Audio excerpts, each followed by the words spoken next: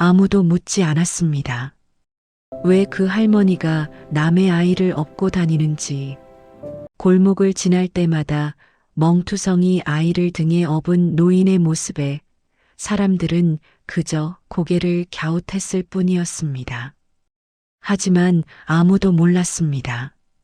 그 아이가 맞아서 멍든 게 아니라 아무도 곁에 없어서 멍이 들었다는 사실을, 그리고 그 할머니가 아이를 업은 이유가 사랑이나 동정이 아니라 다시 혼자로 돌려보낼 수 없었기 때문이라는 것을 말입니다. 오늘의 사연은 혈연도 책임도 없었지만 한 아이의 혼자였던 시간을 끝낸 옆집 할머니의 이야기입니다. 이야기 시작하기 전에 구독과 좋아요 한번 눌러주시고 지금 어디에서 이 이야기를 듣고 계신지 댓글로 남겨주시면 그곳에 오늘 하루 조용한 온기와 평안이 함께하길 바라겠습니다. 우리 동네에 그 아이가 처음 보인 건 언제였는지 정확히 기억하는 사람은 없습니다. 어느 날 문득 골목을 지나다 보면 그 아이가 있었습니다. 혼자서요. 늘 혼자였습니다. 아침 일찍 쓰레기를 버리러 나가도 저녁장을 보러 나가도 그 아이는 어딘가에 서 있었습니다. 골목 모퉁이에, 집 앞 계단에, 가로수 그늘 아래에. 특별히 불쌍해 보여서 눈에 띈 건 아니었습니다. 그저 너무 자주, 너무 자연스럽게 혼자였기에 우리 눈에 익숙해진 풍경이 되었을 뿐입니다. 저 아이 부모는 뭐 하는 사람들이야? 마을회관 앞 평상에 모인 할머니들이 종종 그런 말을 했습니다. 요즘 애들은 다 그렇지 뭐. 누군가 그렇게 대답하면 대화는 거기서 끝났습니다. 아무도 실제로 그 아이를 붙잡아 세워 물어보지는 않았습니다. 우리는 그저 지나쳤습니다. 인사를 건네지도 관심을 주지도 않으면서 그저 저 아이 또 혼자네 하고 생각만 했습니다. 나 역시 마찬가지였습니다. 70평생을 이 골목에서 살았습니다. 남편과 함께 이사와서 아들 셋을 키웠습니다. 남편은 10년 전에 먼저 갔습니다. 아들들은 결혼해서 각자 집을 나갔습니다. 이제는 혼자 사는 게 익숙해진 노인입니다.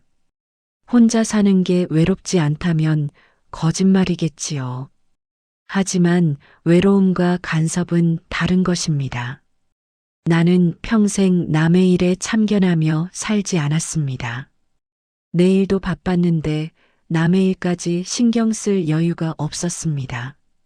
그래서 그 아이를 처음 봤을 때도 그냥 지나쳤습니다. 두 번째 봤을 때도 세 번째 봤을 때도 마찬가지였습니다. 겨울이었습니다. 해가 짧아서 오후 5시만 되어도 어둑어둑해지는 계절이었습니다. 장을 보고 돌아오는 길에 그 아이를 봤습니다. 집 앞 계단에 앉아 있었습니다. 외투도 없이 얇은 긴팔 티셔츠 하나만 입고 있었습니다. 입김이 하얗게 나왔습니다. 나는 장바구니를 들고 그 앞을 지나쳤습니다. 한 걸음, 두 걸음. 그러다 문득 멈춰 섰습니다. 뒤돌아봤습니다. 아이는 무릎을 꼬나지고 앉아 있었습니다. 고개를 숙이고 있어서 얼굴은 보이지 않았습니다. 그저 작고 동그란 어깨만 보였습니다. 어깨가 미세하게 떨리고 있었습니다. 부모님은 물으려다 말았습니다. 그 대신 그냥 돌아섰습니다. 내 집 대문을 열고 들어갔습니다. 장바구니를 부엌에 내려놓고 무릎을 쳤습니다. 관절이 시큰했습니다. 나이가 들면 겨울이 유독 힘듭니다. 저녁을 준비하면서도 자꾸 창밖이 신경 쓰였습니다. 아이는 여전히 거기 있었습니다. 6시, 7시, 8시. 밤이 깊어졌습니다. 골목에 가로등이 켜졌습니다. 차가운 불빛 아래 아이의 실루엣이 작게 보였습니다. 밤 9시가 넘어서야 아이가 일어나 집 안으로 들어가는 게 보였습니다. 집 안에서 불이 켜졌습니다. 하지만 이상했습니다. 현관 불만 켜지고 거실 불은 켜지지 않았습니다. 그날 밤 나는 잠을 설쳤습니다. 이상한 일이었습니다. 그저 옆집에 사는 아이, 이름도 모르는 남의 집 아이 때문에 잠을 못 이룬다는 게 70평생 살면서 나는 언제나 내 일만 신경 썼습니다. 남의 일에 끼어들지 않았고 남이 내 일에 끼어드는 것도 싫어했습니다. 아들들을 키울 때도 그랬습니다. 먹고 살기 바빠서 안아줄 시간이 없었습니다. 울어도 참으라고 했습니다. 칭찬할 겨를도 없었습니다. 그저 밥 먹이고 재우고 학교 보내는 게 전부였습니다. 그게 엄마 노릇의 전부라고 생각했습니다. 아들들은 그런 엄마 밑에서 컸습니다. 잘 컸습니다. 착하게 말썽 없이 자랐습니다. 지금은 각자 가정을 꾸려 잘 살고 있습니다. 하지만 가끔 생각합니다. 그때 한 번이라도 안아줬더라면 어땠을까? 그때 한마디라도 따뜻한 말을 해줬더라면 돌이킬 수 없는 일입니다. 이미 지나간 시간이니까요. 다음 날 아침 쓰레기를 버리러 나갔을 때 그 아이를 또 봤습니다. 등교 시간이었습니다. 아이는 초등학교 가방을 메고 골목을 걸어가고 있었습니다. 뒷모습만 봐도 피곤해 보였습니다. 어깨가 축 처져 있었고 걸음도 느렸습니다. 가방이 아이 몸에 비해 컸습니다.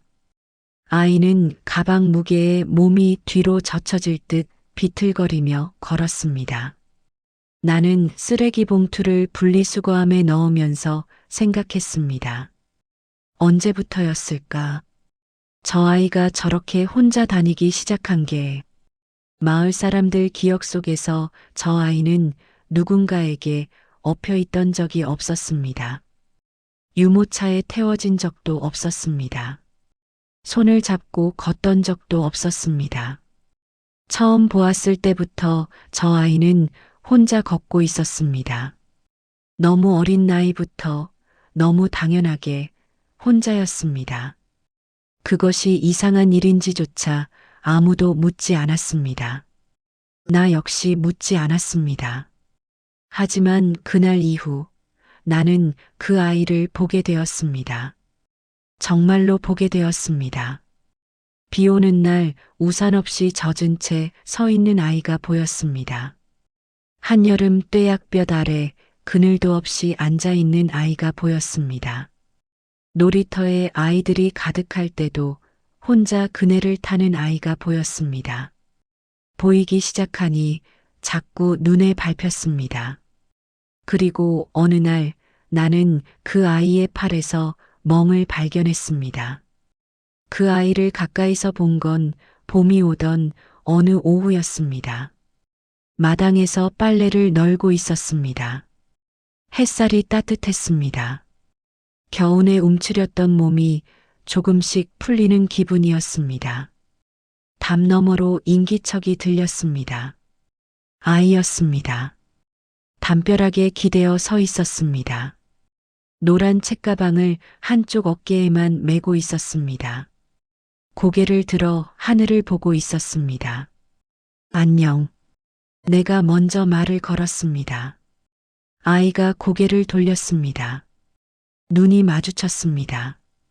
아이는 잠시 나를 바라보다가 작게 고개를 숙였습니다. 안녕하세요. 목소리가 작았습니다. 겨우 들릴 정도였습니다. 8, 9살쯤 되어 보이는 아이였습니다. 학교 다녀왔구나. 네. 집에 들어가지 않고 왜 여기 서 있어? 아이는 대답하지 않았습니다. 시선을 돌려 다시 하늘을 봤습니다. 무언가를 기다리는 것 같았습니다. 나는 빨래를 계속 널면서 아이를 슬쩍 관찰했습니다. 운동화 끈이 한쪽은 풀려 있었습니다. 아이는 그걸 모르는 듯 했습니다. 바지에 흙이 묻어 있었습니다. 무릎 부분이었습니다. 그때 아이가 가방을 내려놓으며 팔을 걷어 올렸습니다. 멍이 보였습니다. 팔 안쪽, 팔꿈치 위쪽에 보랏빛 멍이 있었습니다. 크기가 작지 않았습니다. 500원짜리 동전만 했습니다. 나는 빨래를 든 손을 멈췄습니다. 그거, 아이가 고개를 돌렸습니다. 팔에 그거, 어디서 넘어졌니? 아이는 자기 팔을 내려다봤습니다. 그러더니 재빨리 소매를 내렸습니다. 아무것도 아니에요. 언제 다친 거야? 모르겠어요. 모른다니? 아이는 작은 입술을 깨물었습니다. 대답하지 않았습니다. 아프지 않았어? 괜찮아요. 아이는 가방을 들고 뒤돌아섰습니다. 가방이 아이 등만큼 컸습니다. 몇 걸음 걷다가 멈춰 섰습니다. 돌아보지는 않았습니다. 할머니, 응? 저희 집, 불 켜져 있어요? 이상한 질문이었습니다. 나는 담 너머로 고개를 내밀어 옆집을 봤습니다. 현관에 불이 켜져 있었습니다. 켜져 있구나. 아, 네. 감사합니다. 아이는 고개를 끄덕이고는 집으로 들어갔습니다. 대문이 삐걱거리는 소리가 났습니다. 곧 현관문 여는 소리가 들렸습니다. 나는 빨래를 다 널고도 한참을 마당에 서 있었습니다. 아이의 팔에 남멍이 자꾸 눈에 밟혔습니다. 그 작은 팔의 남멍이. 그날 저녁 나는 설거지를 하다 말고 창가로 갔습니다. 옆집을 봤습니다. 불은 켜져 있었습니다. 하지만 인기척은 없었습니다. 소리도 들리지 않았습니다. 텔레비전 소리도 설거지 소리도 사람 목소리도 없었습니다. 8시가 넘어서야 차 소리가 들렸습니다. 어른이 돌아왔습니다. 남자였습니다. 30 중후반쯤 되어 보였습니다. 피곤한 얼굴이었습니다. 넥타이를 풀며 현관으로 들어갔습니다. 거실 불이 켜졌습니다. 하지만 10분도 지나지 않아 다시 나왔습니다. 편의점 봉투를 들고 있었습니다. 차에 올라타고 어디론가 갔습니다. 나는 옆집 2층 창문을 봤습니다. 아이가 서 있었습니다. 커튼 사이로 작은 얼굴이 살짝 보였습니다. 어둠 속에서 아이의 눈만 반짝였습니다. 차가 멀어지자 아이는 커튼을 쳤습니다. 방불이 꺼졌습니다. 다음 날도 그 다음 날도 비슷했습니다. 아이는 학교에서 돌아와 집 앞에서 한참을 서성였습니다.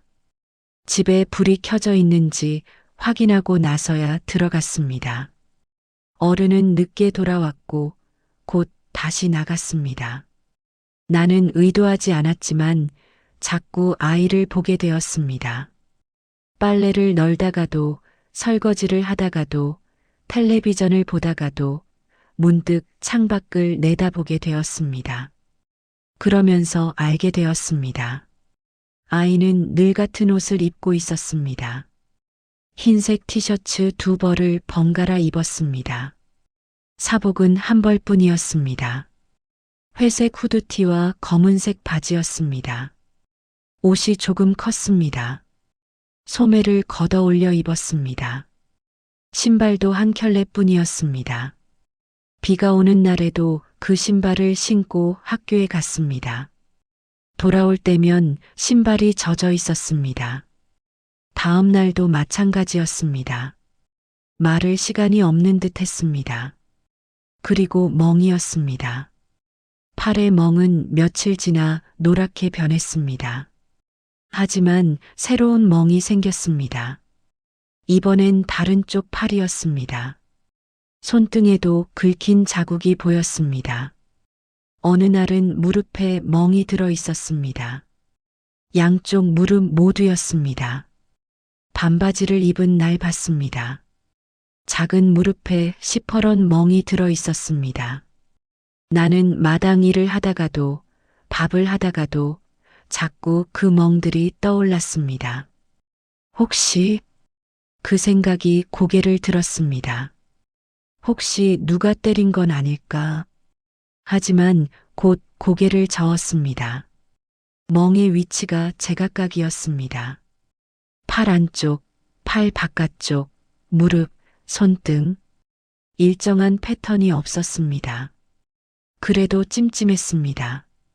일주일쯤 지난 어느 아침 쓰레기를 버리러 나갔다가 아이와 마주쳤습니다. 할머니, 안녕하세요. 아이가 먼저 인사했습니다. 똑바로 서서 허리를 숙였습니다. 누가 가르쳐 준 듯 정중했습니다. 그래, 안녕. 학교 가니? 네. 아이는 가방 끈을 고쳐 메었습니다. 작은 어깨에 가방이 너무 컸습니다. 그때 손목에서 또 다른 멍을 봤습니다.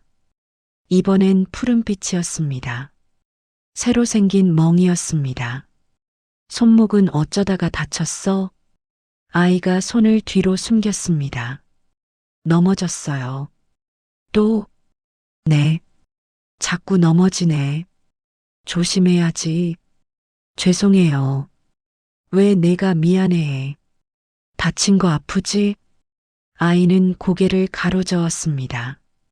안 아파요. 거짓말이었습니다. 아이의 눈이 흔들렸습니다. 나는 더 묻지 않았습니다. 학교 잘 다녀와. 네. 다녀오겠습니다. 아이는 다시 허리를 숙여 인사하고는 골목을 걸어갔습니다. 뒷모습이 여전히 작았습니다. 가방에 눌려 고개가 앞으로 숙여져 있었습니다. 그날 오후 나는 슈퍼에 갔습니다. 계산을 하면서 슈퍼 주인에게 물었습니다. 사장님, 우리 옆집에 사는 아이 아세요? 옆집? 어느 집? 제 옆집이요. 초등학생. 한 2학년쯤 되는 것 같은데. 아, 그 집. 알지. 아버지하고 둘이 사는 거 아닌가? 어머니는요? 글쎄, 나도 잘 모르겠어. 몇 년 전부터 안 보이더라고. 아버지는 뭐 하는 사람이에요? 직장인인가 봐. 항상 늦게 들어오던데. 아이는요? 혼자 와요? 응, 가끔 와. 컵라면이랑 빵 사가더라고. 어린 게 1,000원짜리 꼭 챙겨서 계산하던데. 혼자서요? 그럼. 기특하지 뭐. 기특한 게 아니었습니다. 그날 밤 나는 잠을 이루지 못했습니다. 천장을 보며 생각했습니다. 아이의 멍들, 팔, 무릎, 손목, 모두 다른 위치였습니다. 크기도 달랐습니다. 색도 제각각이었습니다. 그건 누군가에게 맞아서 생긴 멍이 아니었습니다. 혼자 부딪혀서 생긴 멍이었습니다. 혼자 넘어져서, 혼자 찧어서, 혼자 다쳐서 생긴 상처였습니다. 지켜보는 사람이 없어서 생긴 것이었습니다. 8살, 9살밖에 안 된 아이가 혼자 집을 지키고, 혼자 다치고, 혼자 아파하고 있었습니다. 그 생각이 가슴을 무겁게 눌렀습니다. 다음 날 저녁 나는 결심했습니다. 아이가 학교에서 돌아오는 시간에 마당에 나가 있었습니다.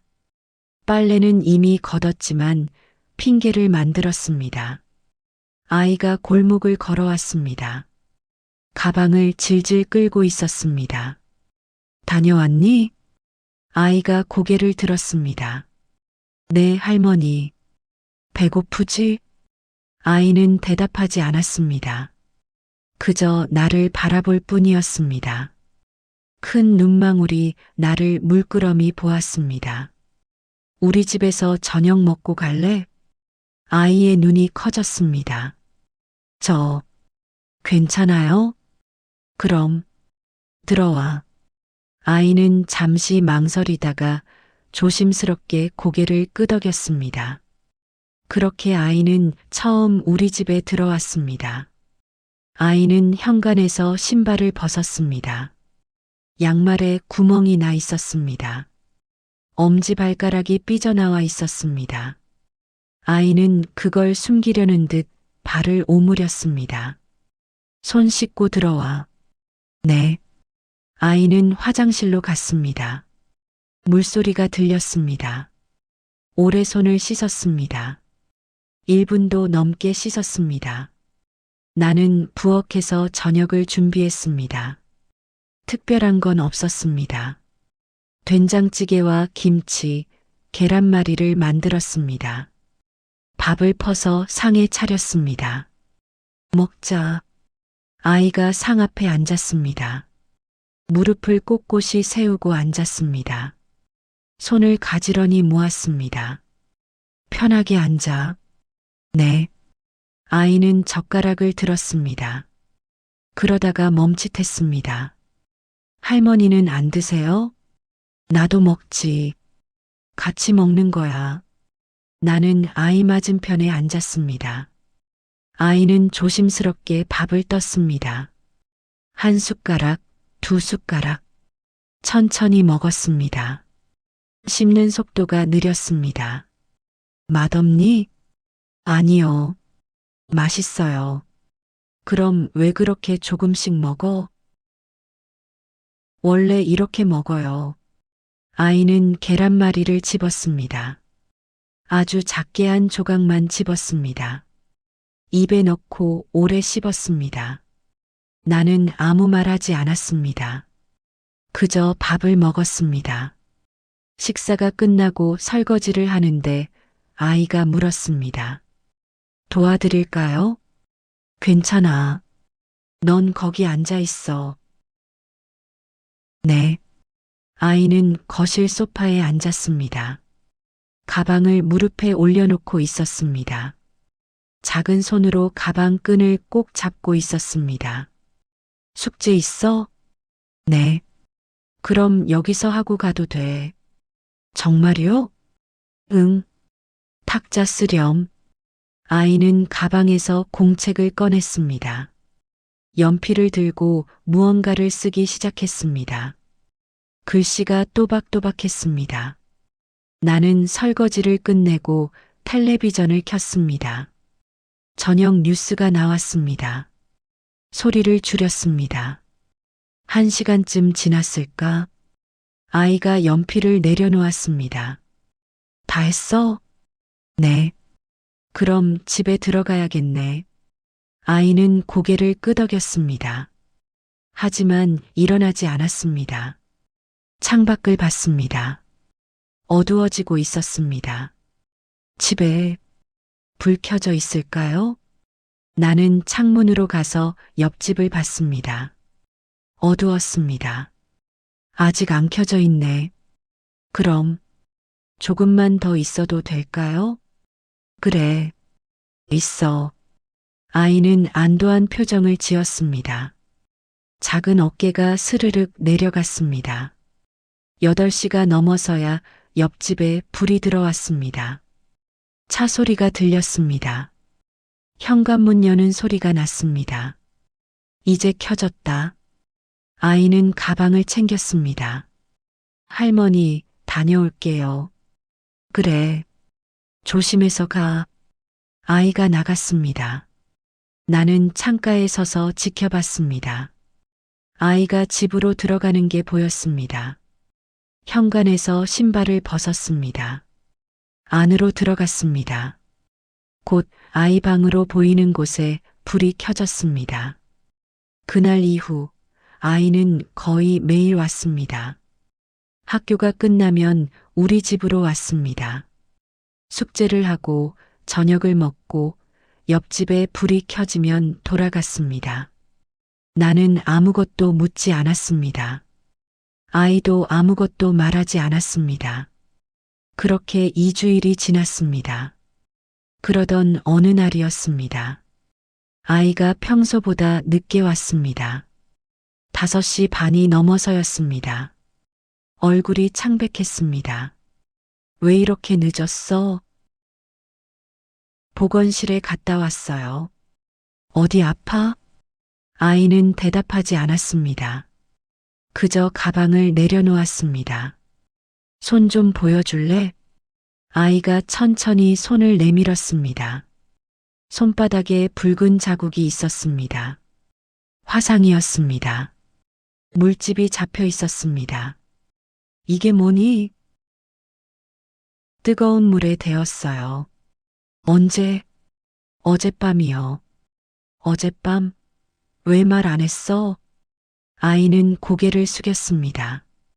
괜찮아요. 약 발랐어요. 나는 아이의 작은 손을 잡았습니다. 조심스럽게 살펴봤습니다. 물집이 터진 자리도 있었습니다. 어디서 다친 거야? 집에서요. 집에서? 어떻게? 아이는 한참 말이 없었습니다. 그러더니 작게 말했습니다. 라면 끓이다가요. 가슴이 철렁했습니다. 혼자? 네. 아버지는? 일 나가셨어요. 몇 시에 다쳤는데? 저녁 먹을 때요. 저녁? 몇 시? 6시쯤이요. 나는 아무 말도 할 수 없었습니다. 6시에 혼자 라면을 끓이던 아이. 뜨거운 물에 손을 대고도 누구에게도 말하지 못한 아이. 아프지 않았니? 조금요. 많이 아팠을 텐데. 괜찮아요. 익숙해요. 익숙하다고 했습니다. 그 말이 가장 아팠습니다. 며칠 후 나는 또 알게 되었습니다. 아이의 무릎에 새멍이 생겼습니다. 이번엔 더 컸습니다. 또 넘어졌니? 네. 어디서? 욕실에서요. 욕실? 미끄러웠어요. 씻다가요. 혼자? 아이는 고개를 끄덕였습니다. 아빠는 안 계셨어요. 일하러 나가셔서. 언제 씻는데? 밤에요. 자기 전에. 몇 시쯤? 10시쯤요? 나는 할 말을 잃었습니다. 밤 10시에 혼자 씻는 아이. 미끄러져 넘어져도 불러줄 사람이 없는 아이. 그날 저녁 아이를 집에 보낸 뒤 나는 한참을 앉아 있었습니다. 천장을 보며 생각했습니다. 내가 무엇을 할 수 있을까? 저 아이를 어떻게 도와줄 수 있을까?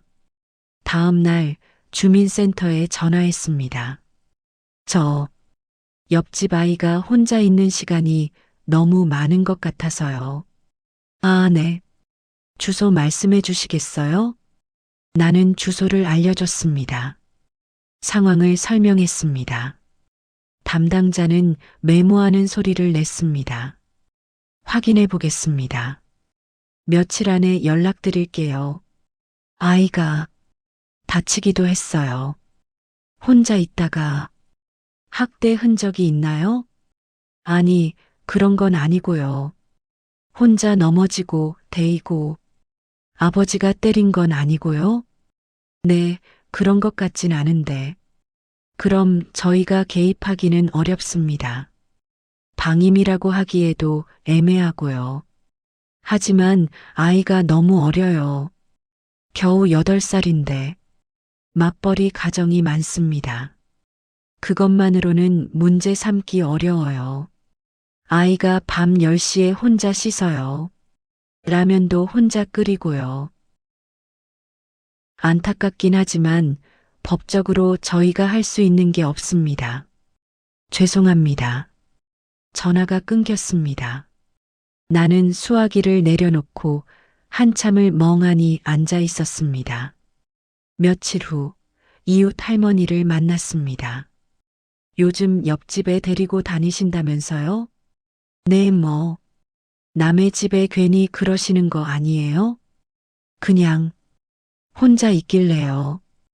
요즘 애들 다 그렇게 컸어요. 우리 때 생각해봐요. 우리도 혼자 컸잖아요. 그래도 너무 어려요. 아버지가 뭐라고 하진 않아요? 아버지는 별 말씀 없으세요. 그럼 됐네요. 근데 너무 깊이 관여하지는 마세요. 나중에 문제 생겨요. 무슨 문제요? 모르죠.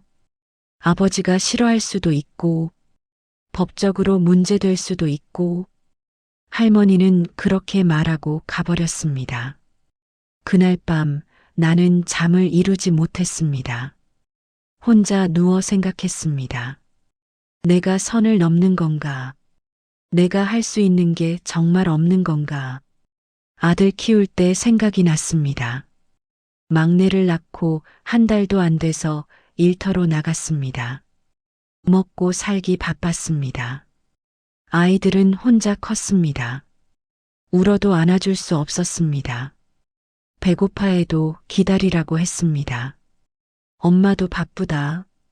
조금만 참아라. 그렇게 말하며 살았습니다. 아이들은 이해했습니다. 착하게 기다렸습니다. 혼자 놀았습니다. 그게 당연한 줄 알았습니다. 이제 와서 생각해보니 미안했습니다. 바빴다는 이유로, 힘들었다는 이유로 아이들을 혼자 두었던 것이 그때는 몰랐습니다. 아이가 얼마나 외로웠을지, 얼마나 무서웠을지 옆집 아이를 보니 알 것 같았습니다. 그날 저녁 아이가 왔습니다. 평소처럼 숙제를 하고 밥을 먹었습니다. 옆집에 불이 켜졌습니다. 이제 들어가야겠다. 아이가 가방을 챙겼습니다. 나는 아이를 바라봤습니다. 내일도 올 거지? 네. 와도 돼요? 그럼 언제든지 와. 아이는 환하게 웃었습니다. 작은 입가에 보조개가 패였습니다. 그 웃음을 보며 나는 결심했습니다. 누가 뭐라 하든 법이 어떻든 나는 이 아이를 지키겠다고. 완벽하지 않아도 좋았습니다. 그저 이 아이가 혼자 다치지 않게, 혼자 무서워하지 않게 옆에 있어주기로 했습니다. 그것이 내가 할 수 있는 전부였습니다. 하지만 그것만으로도 의미가 있을 거라고 나는 믿었습니다. 한 달이 지났습니다. 아이는 매일 우리 집에 왔습니다. 학교가 끝나면 가방을 메고 대문을 두드렸습니다.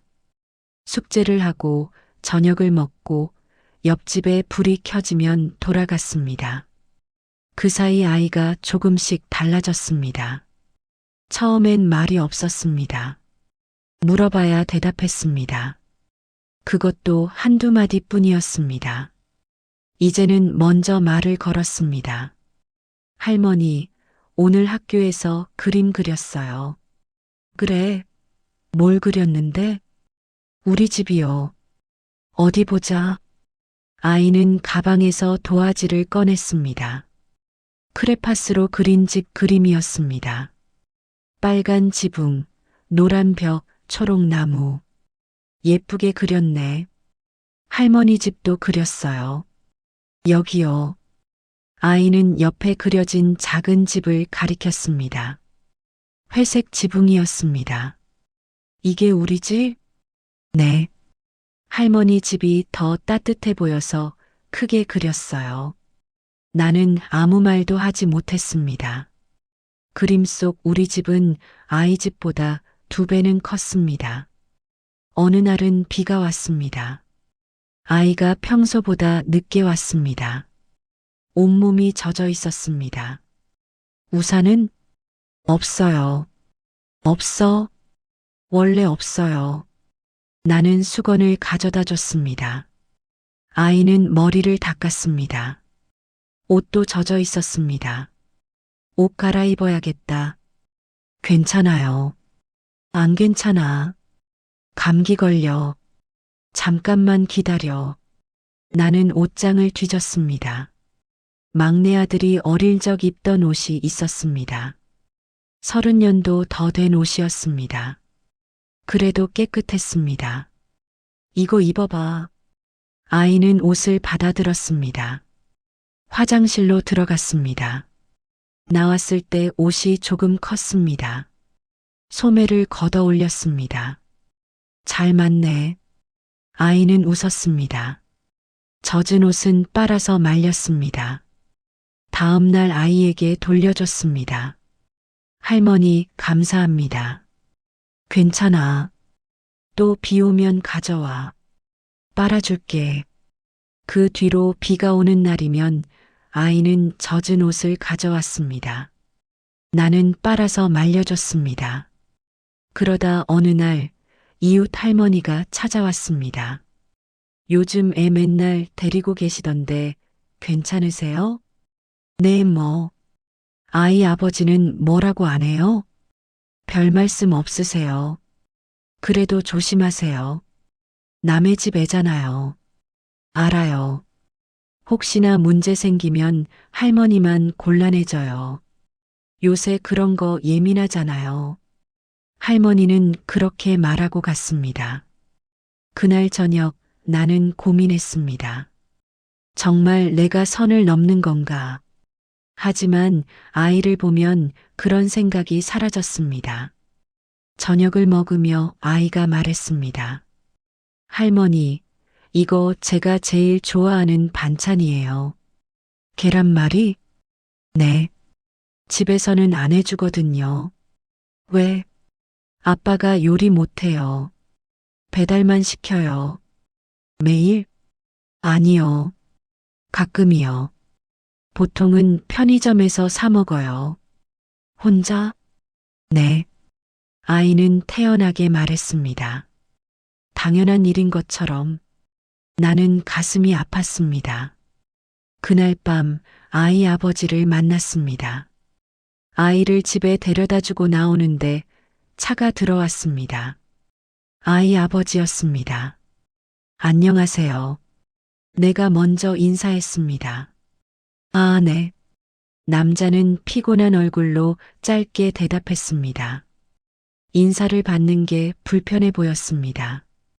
요즘 아이가 저희 집에 자주 가요. 네, 알고 있습니다. 혹시 괜찮으세요? 제가 아이를 저희 일에 신경 쓰지 않으셨으면 합니다. 남자의 목소리가 차가웠습니다.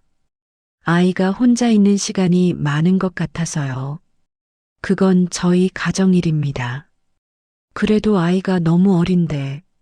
할머니, 남자가 나를 똑바로 쳐다봤습니다. 친절하신 건 감사합니다. 하지만 더 이상 우리 아이한테 신경 쓰지 마세요. 저는 그냥 아이한테도 할머니네 가지 말라고 할 겁니다. 오해 마세요. 그냥 저희끼리 알아서 하겠습니다. 남자는 그렇게 말하고 집으로 들어갔습니다. 나는 한참을 그 자리에 서 있었습니다. 집으로 돌아와 잠을 청했지만 잠이 오지 않았습니다. 신경 쓰지 마세요. 그 말이 계속 맴돌았습니다. 다음 날 아이가 오지 않았습니다. 학교 끝나는 시간이 지나도 오지 않았습니다. 나는 창가에 서서 기다렸습니다. 6시, 7시. 아이는 오지 않았습니다. 옆집을 봤습니다. 불이 켜져 있었습니다. 아이가 집에 있는 것 같았습니다. 다음 날도 오지 않았습니다. 사흘째 되는 날 마당에서 빨래를 널다가 아이를 봤습니다. 담 너머로 아이가 서 있었습니다. 학교 가방을 메고 있었습니다. 왜 안 왔어? 아이는 고개를 숙였습니다. 할머니, 어디 아팠어? 아니에요. 그럼 왜? 아이는 한참 말이 없었습니다. 그러더니 작게 말했습니다. 아빠가 할머니네 가지 말래요. 왜? 모르겠어요. 그냥 가지 말래요. 나는 할 말을 잃었습니다. 할머니한테 패 끼친대요. 내가 패 끼친 게 아니야. 아이의 눈에 눈물이 맺혔습니다. 할머니 집 가고 싶은데 못 가요. 혼자 있는 게 무서워요. 근데 아빠가 안 된대요. 나는 아이의 머리를 쓰다듬고 싶었습니다. 하지만 담이 가로막고 있었습니다. 괜찮아. 할머니가 여기 있어. 네. 학교 잘 다녀와. 아이는 고개를 끄덕이고 학교로 갔습니다. 그날 저녁 나는 옆집을 지켜봤습니다. 아이가 학교에서 돌아왔습니다. 혼자였습니다. 집 앞에서 한참을 서성이다가 들어갔습니다. 불이 켜졌습니다. 하지만 인기척은 없었습니다. 8시가 넘어서야 차가 들어왔습니다. 아이 아버지였습니다. 10분도 안 돼서 다시 나왔습니다. 편의점 봉투를 들고 있었습니다. 아이는 창가에 서 있었습니다. 작은 얼굴이 유리창에 비쳤습니다. 나는 가슴이 아팠습니다. 며칠이 지났습니다. 아이는 오지 않았습니다. 나는 매일 창가에 서서 아이를 봤습니다. 학교 가는 아이, 혼자 돌아오는 아이, 집 앞에서 서성이는 아이. 어느 날 저녁 비가 왔습니다. 아이가 우산 없이 젖은 채 집에 들어가는 게 보였습니다. 다음 날 아침 아이를 봤습니다. 기침을 하고 있었습니다. 감기 걸렸구나. 아이는 고개를 끄덕였습니다. 약 먹었어? 아직이요. 집에 약 있어? 모르겠어요. 나는 집으로 들어가 감기약을 꺼냈습니다. 마당으로 나가 담 너머로 건넸습니다. 이거 먹어. 밥 먹고 먹는 거야. 알았지? 네. 감사합니다. 아이는 약을 받아들었습니다. 할머니, 응? 보고 싶었어요. 아이의 목소리가 떨렸습니다. 나도 목이 메었습니다. 나도. 그날 밤 나는 결심했습니다. 아이 아버지가 원하지 않아도, 법이 허락하지 않아도 나는 이 아이를 지켜보기로 했습니다. 담 너머로라도 멀리서라도 이 아이가 혼자가 아니라는 걸 알게 해주기로 했습니다. 그것이 내가 할 수 있는 전부였습니다. 하지만 며칠 후 상황이 달라졌습니다. 아이에게서 새로운 멍을 발견했기 때문입니다. 일주일이 지났습니다. 아이는 여전히 오지 않았습니다. 나는 매일 담 너머로 아이를 지켜봤습니다. 학교 가는 모습, 돌아오는 모습, 집 앞에서 서성이는 모습. 그러던 어느 날 아침이었습니다. 쓰레기를 버리러 나갔다가 아이를 봤습니다. 학교 가는 길이었습니다. 아이의 팔에 새멍이 있었습니다. 이번엔 팔꿈치였습니다. 까맣게 멍이 들어 있었습니다. 그거, 아이가 멈춰 섰습니다. 팔, 또 다쳤구나. 아이는 소매를 내렸습니다. 괜찮아요. 어디서? 넘어졌어요. 어디서 넘어졌는데? 아이는 대답하지 않았습니다. 집에서? 아이가 고개를 끄덕였습니다. 언제? 어젯밤이요. 밤에? 아버지는? 안 계셨어요. 나는 가슴이 내려앉았습니다. 혼자 있다가? 네. 아프지 않았어? 아이는 고개를 저었습니다. 하지만 눈에 눈물이 고였습니다. 괜찮아요. 익숙해요. 그 말을 듣는 순간 나는 알았습니다. 내가 멈춘 사이 아이는 다시 혼자가 되었다는 것을, 내가 물러선 순간 아이는 다시 아무도 없는 시간으로 돌아갔다는 것을, 학교 다녀와 아이는 고개를 숙여 인사하고 갔습니다. 나는 한참을 그 자리에 서 있었습니다. 그날 저녁 결심했습니다. 아이 아버지가 원하지 않아도, 이웃들이 뭐라 해도 나는 이 아이를 지켜야겠다고. 하지만 어떻게 해야 할지 몰랐습니다. 며칠을 고민했습니다. 그러다 옛날 일이 떠올랐습니다. 막내를 키울 때였습니다. 먹고 살기 바빠 업고 다닐 수가 없었습니다. 그래서 이웃집 할머니가 대신 봐주셨습니다. 일 끝나고 데려가. 할머니는 그렇게 말하며 아이를 받아주셨습니다. 법적으로 아무 관계도 아니었습니다. 그저 이웃이었습니다.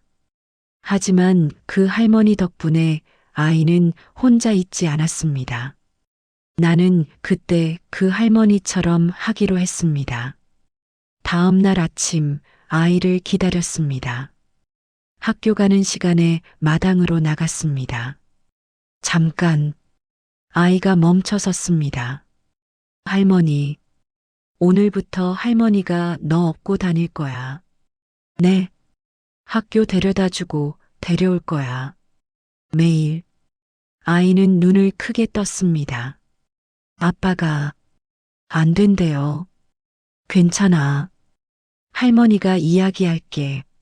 하지만 넌 아무 걱정 안 해도 돼. 알았지? 아이는 잠시 망설이다가 고개를 끄덕였습니다. 그날부터 나는 아이를 업고 다녔습니다. 아침에 학교 앞까지 데려다 줬습니다.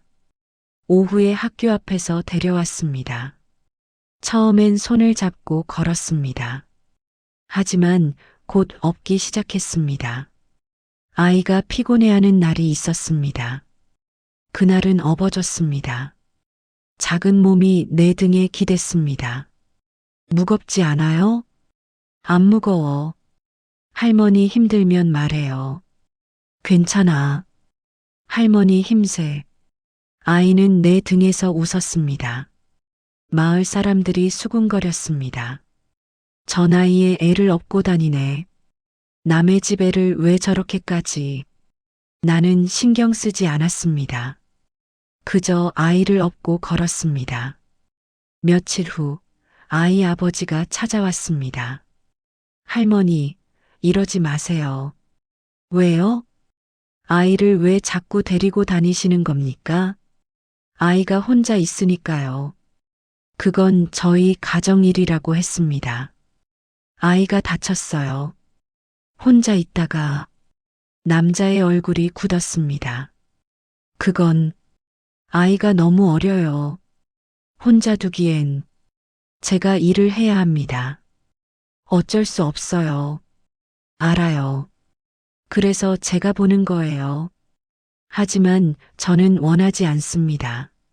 나는 남자를 똑바로 봤습니다. 아이는 원해요. 뭐라고요? 아이는 혼자 있기 싫어해요. 무서워해요. 남자는 할 말을 잃었습니다. 저는 아이 아버지를 비난하는 게 아니에요. 다만 나는 잠시 말을 멈췄습니다. 아이가 혼자 다치지 않게, 혼자 무서워하지 않게 그냥 곁에 있어주고 싶을 뿐이에요. 남자는 한참을 말이 없었습니다. 왜요? 왜 우리 아이한테 그렇게까지 하시는 겁니까? 저도 예전엔 못 해줬거든요. 제 아이들한테. 남자가 나를 봤습니다. 먹고 살기 바빠서 일하느라 정신없어서 안아주지 못했어요. 이젠 돌이킬 수 없죠. 그래서 옆집 아이가 자꾸 보여요. 혼자 있는 게 그냥 내버려 둘 수가 없어요. 남자의 눈빛이 흔들렸습니다. 한참 후 남자가 입을 열었습니다. 폐를 끼쳐도 괜찮습니까? 폐가 아니에요. 매일 데려다 주시고 데려오시고 밥까지 먹이시는데 저도 외로웠어요. 아이가 있으니 좋아요. 남자는 고개를 숙였습니다. 감사합니다. 그날 이후 모든 게 달라졌습니다. 아이는 매일 우리 집에 왔습니다. 학교 끝나면 함께 집으로 왔습니다. 숙제를 하고 저녁을 먹고 씻었습니다. 아이 아버지는 밤 9시쯤 데리러 왔습니다. 잘 있었니? 네, 아빠. 할머니, 오늘도 감사합니다. 천만에요. 내일 또 오렴. 그렇게 한 달이 지났습니다. 어느 날 주민센터에서 연락이 왔습니다. 할머니, 예전에 신고하셨던 건 기억하시죠? 네. 아이 상태 좀 확인하러 가려고 하는데 괜찮으시겠어요? 네, 괜찮아요. 며칠 후 담당 공무원이 왔습니다. 아이와 면담을 했습니다. 학교 잘 다니니? 네. 집에서는 어때? 할머니네 가요. 할머니네? 네. 할머니가 밥 해주고 씻겨주고 재워줘요. 공무원이 나를 봤습니다. 보호자이신가요? 아니요. 그냥 이웃이에요. 아이 아버지는요? 일하세요. 늦게 들어오세요. 공무원은 메모를 했습니다. 아이 상태는 많이 좋아진 것 같네요. 그래요? 예전 신고 때보다 안정적이에요. 계속 이렇게 봐주시면 좋겠습니다. 그렇게 말하고 돌아갔습니다. 그날 저녁 아이가 물었습니다. 할머니, 응? 나 혼자 안 있어도 돼요? 나는 아이의 손을 잡았습니다. 그럼 할머니가 있잖아. 계속요?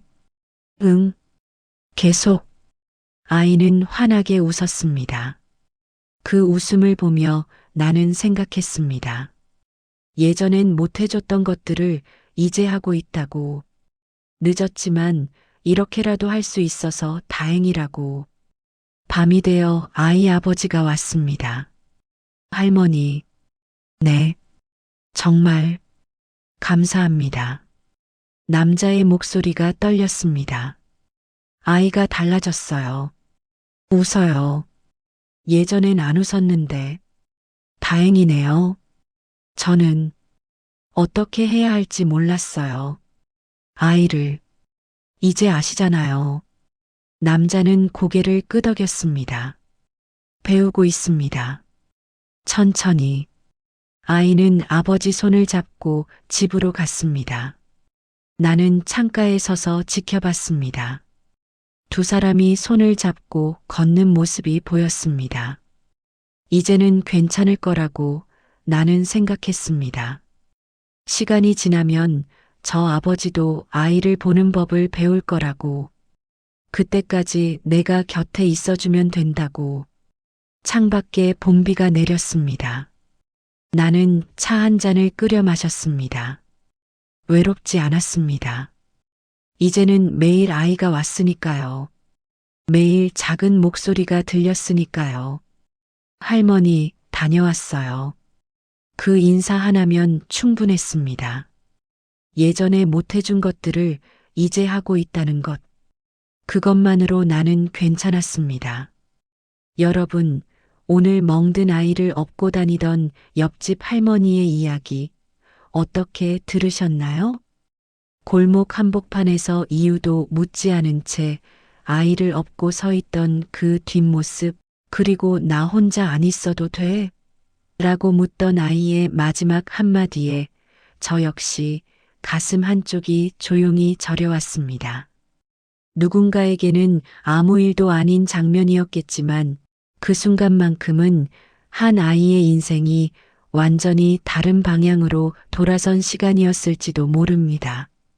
비록 지금 우리의 하루가 아이가 혼자 버텨야 했던 시간처럼 외롭고 막막하게 느껴질 때가 있더라도 세상 어딘가에는 말없이 손을 내밀어주는 어른이 존재하고 그 손 하나로 삶이 다시 이어질 수 있다는 사실을 이 이야기가 전해주었으면 합니다. 혈연도 의무도 아니었지만 끝내 등을 내어준 그 선택이 얼마나 큰 온기가 되는지 다시 한번 생각하게 되는 밤입니다. 오늘 이 이야기를 끝까지 들어주신 분이 계시다면 잘 들었다는 댓글 하나 남겨주세요. 여러분이 계신 그 자리에도 오늘 밤만큼은 아이가 처음 느꼈던 것처럼 조용하지만 단단한 온기와 평안이 가득하길 진심으로 바라겠습니다. 감사합니다.